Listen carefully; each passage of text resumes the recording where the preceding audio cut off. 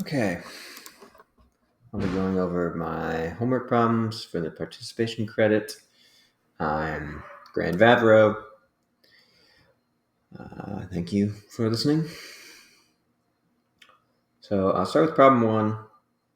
We are given various stress values and asked to determine, using the distortion energy and maximum shear stress methods, the factors of safety given these stress states. And we're told to solve for A, C, and E using. So here we go. Number 1, the maximum shear stress theory is simple. The factor of safety is the yield strength divided by 2 times the maximum shear, or going based off the formula for maximum shear, it's the factor of safety is the yield stress divided by sigma 1 minus sigma 3. For the distortion energy, the factor of safety is described by this equation, and this equation is used to solve for sigma prime. And ignore this. This isn't used, and it's also incorrect. So for problem number A, there's no need to make any assumptions. This is a special case. If sigma 1 equals sigma 2, you know where you are on the circle. You have to be at the peaks. And that tells us that tau xy is equal to tau max if you are at the top of the circle. So plugging in the value, we get that n equals 3.5. And then we can solve for the maximum shear stress for the distortion energy, plugging in my values into this equation, and then solving this equation, I get that n is equal to 3.5, the same value. For C, I have to assume what sigma y is, or else your exact position on Moore's circle isn't known. There's 4 possible places you can be in, I believe. So I just assumed what it is so that I could fully define the problem and give it a single solution. Given that's the case, I solve for the average shear stress and then the radius.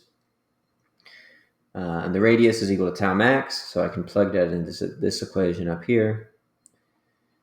And then using the given values, I believe the tau is given, yeah. And with the assumption that sigma y is equal to 0, this equation is solvable. Plugging into this equation, I solve for n equals with the distortion energy theorem and get that. And you'll notice in every one of these, the n is always greater than or equal to, the distortion energy is greater than or equal to the n for the maximum shear stress, as is in line with what we learned. For E, everything is given. The problem is fully defined. And to get the maximum shear stress, I found the radius using this formula, which was equal to this. I plugged it in this formula up here, which gave me the factor of safety. Distortion energy, I plugged all the given values into this formula, solved this formula, and got my factor of safety. And that's all there is to problem 1. Pretty simple. Problem 2 is very similar, except now we have a brittle material, and we are using the brittle Coulomb, the modified Coulomb-Moore theory for brittle materials. Maybe it's not modified. The brittle Coulomb-Moore theory. So we're solving for A, C, and E.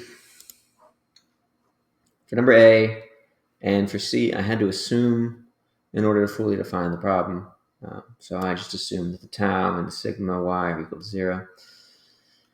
So using tau equals 0, I solved for the average sigma and the radius, which is I don't even need to do that because if tau is equal to 0, the given sigma x and sigma y are the prime stresses. In this case, sigma b equals 0, so that's case 1.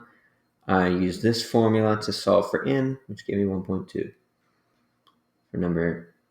For C, I assumed that sigma y is equal to 0 to fully define the problem. I used Moore's circle. I found the average and the radius. And then I solved for sigma A and then sigma B, and I found that this is case 2. And then I used the formula for case 2 to solve for the n value. Finally, as is with above, I use the given values to determine the principal stresses using Moore's circle. The average and the radius gives the prime stresses. In this case, sigma A is less than 0, so it has to be case 3. And then using this given formula, I found the factor of safety. I'm skipping over 3 because it's the hardest problem, and I'm not convinced I got it right. We'll do number 4.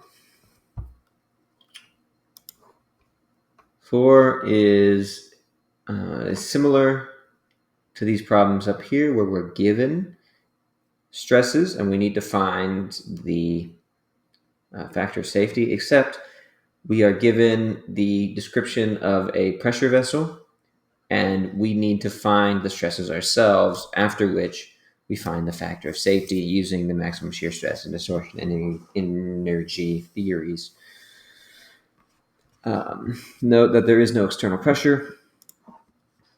So when there's no external pressure, the principal stresses are defined using these 3 equations. And just looking at the equations, you can tell that sigma t is going to be greater than pi because this is larger than 1. Sigma r is equal to pi, the absolute value is. And then sigma l is going to be less than pi because this is less than 1. So I arrange that over here. And then using that logic, along with the knowledge that sigma r is negative, you can say that sigma 3, and the other 2 are positive. So sigma r must be sigma 3. Sigma t is greater than sigma l, so sigma t must be sigma 1. And sigma l has to be sigma 2, because the other 2 are taken. Using that knowledge and Moore's circle, I found the maximum shear stress using just the radius. Note that if you plug in the principal stresses into the radius formula, tau has to be equal to 0. So I didn't. Yeah. So given the maximum shear, I use this formula here, plug in the values, and get out this value for the factor of safety. And then for the distortion energy, you have to solve for sigma prime, which is described using this formula. I solve it, and then I plug the solution into this formula and get out my factor of safety. Once again, distortion energy has a greater factor of safety than maximum shear stress. That's it. Those are my 3 problems. Thank you for listening.